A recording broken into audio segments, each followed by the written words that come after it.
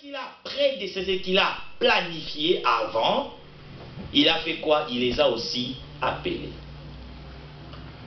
Par définition, votre appel, vous savez, qu'est-ce qui justifie votre appel? C'est votre prédestination. Et qu'est-ce qui justifie votre prédestination? C'est le fait que Dieu vous ait connu à l'avance. Et combien de personnes Dieu connaît à l'avance? Tout le monde, sans exception. Tout le monde, Dieu les a connus. Dieu a connu tout le monde à l'avance. Et combien de personnes Dieu a-t-il prédestinées? Eh bien, tout le monde, Dieu nous a prédestinés. Maintenant, comment on sait que Dieu nous a prédestinés? Comment on sait que Dieu nous a connus d'avance? Parce qu'il nous prédestine. Parce qu'il ne peut pas prédestiner quelqu'un qui n'a pas connu d'avance. Et comment est-ce qu'on sait que Dieu nous appelle? Parce qu'il nous a prédestinés. Parce qu'on ne peut pas appeler quelqu'un qu'on n'a pas prédestiné. Et l'appel, c'est quoi? L'appel, c'est tout simplement, après avoir planifié, on t'assigne la mission. Et vous savez où est-ce que vous accomplissez la mission? Sur la terre. En d'autres termes, votre appel est ce qu'on appelle communément naissance. Votre appel est ce qu'on appelle la naissance. Le fait que tu sois né sur la terre, c'est cela l'appel. Votre appel, ce n'est pas quelque chose que vous êtes entré en prière. Et non, je vous appellerai ou je ne sais pas qui. Il commence à dire, tu es mon fils, je t'ai choisi, tu seras un prophète. Ce n'est pas ça l'appel. Ce n'est pas ça l'appel. Avant, je croyais ainsi. Mais votre appel, c'est tout simplement votre naissance. Pardon? La naissance physique. La nouvelle naissance, c'est autre chose. Dieu appelle combien de personnes? Combien de personnes sont-ils nés? Hein? Combien? Tu ne sais pas? 10 milliards, je ne sais pas compter dans le monde. Tous! Il existe un individu qui n'a pas été né, qui n'est pas né. Hein? Parce qu'ils ne sont pas encore appelés. Lorsqu'ils seront appelés, ils vont naître.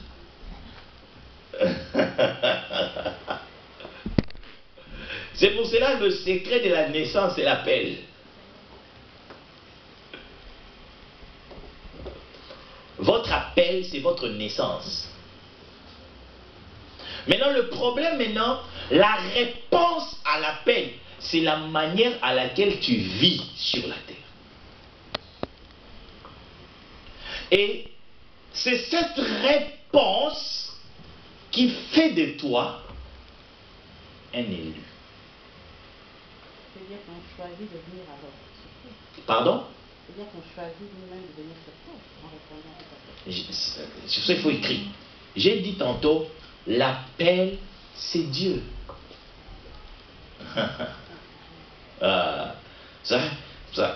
L'appel, c'est Dieu. C'est Dieu qui appelle. Ça dit la naissance de quelqu'un, c'est Dieu. Ce n'est pas un individu.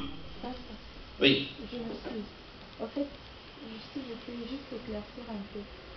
Tu vois, comme quand la famille et un homme se coupent, il y a tellement de spermatozoïdes.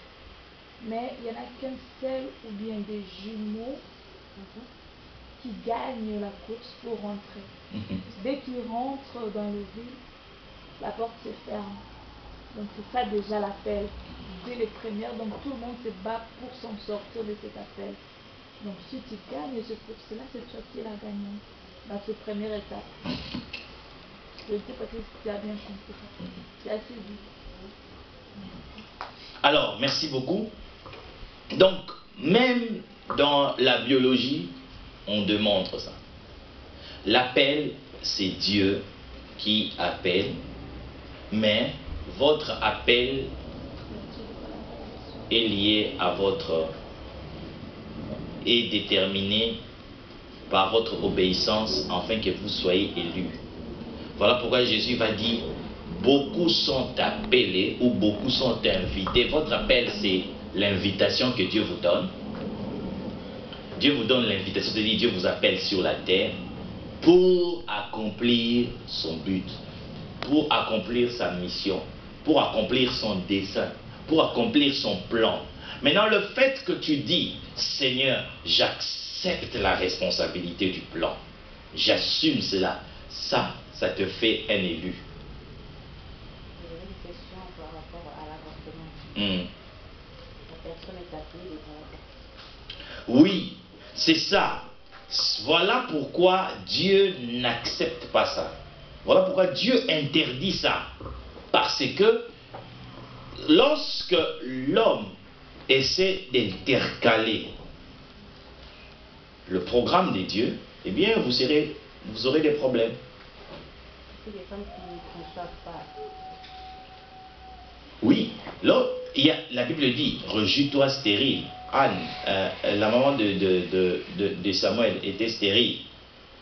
Mais lorsqu'elle s'est alignée au programme de Dieu, elle a eu à enfanter. Le secret de l'enfantement, c'est s'aligner. J'avais dit, le jour où je voudrais parler sur la femme, la plus importante, j'ai dit ceci, si vous voulez avoir un enfant, le secret ce n'est pas de demander l'enfant. Non. Dieu a des personnes, a des êtres qu'il doit envoyer sur la terre. Hein? Il y a des êtres que Dieu doit envoyer sur la terre. Mais ces êtres-là ont besoin d'un environnement. Je vais donner l'exemple de Jésus-Christ. Dieu voulait envoyer Jésus-Christ. Mais il a choisi une femme qui devait venir, par laquelle Jésus devait venir.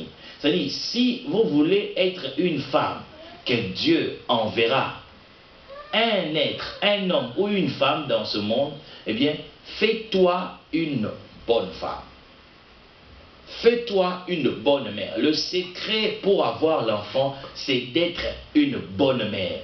Plus tu es une bonne mère, plus Dieu enverra des enfants chez toi. La Bible dit, Dieu a choisi Marie parmi les femmes. Il y avait plusieurs femmes. Et il a choisi, il dit, par toi, mon enfant va venir.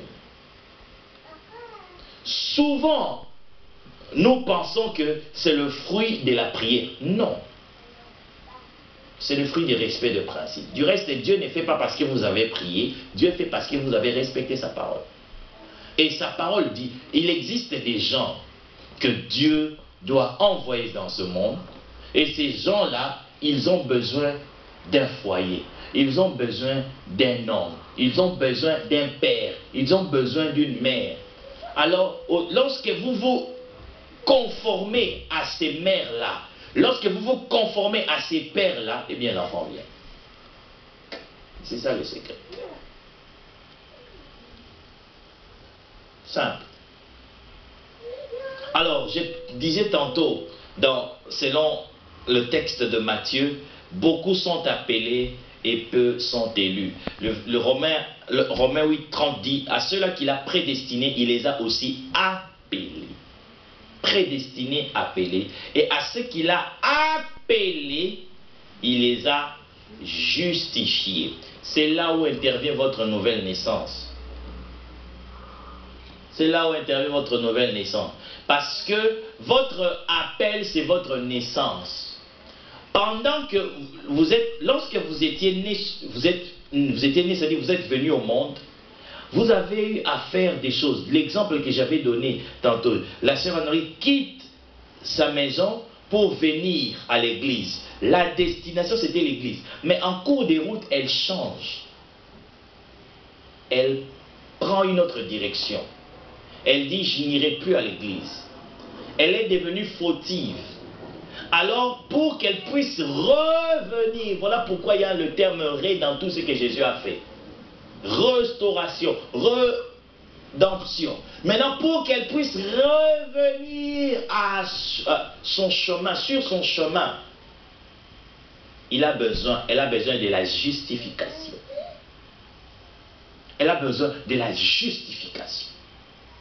c'est là où intervient l'œuvre de Jésus-Christ. C'est là où intervient l'œuvre de Dieu. Le monsieur là, qui était aux noces sans habit, il a besoin maintenant d'une justification. Il n'avait pas porté d'habit. Qu'est-ce qu'il doit faire? Il doit venir auprès de Dieu. Seigneur, j'avais porté des habits qui n'étaient pas corrects. J'ai maintenant besoin des habits corrects. C'est ça le rôle de Jésus-Christ. Parce que après s'être justifié, c'est alors que vous rentrez dans votre chemin et le but final, l'ultime, c'est la gloire. La gloire, c'est le point final. Donc ici sur la terre, nous sommes entre l'appel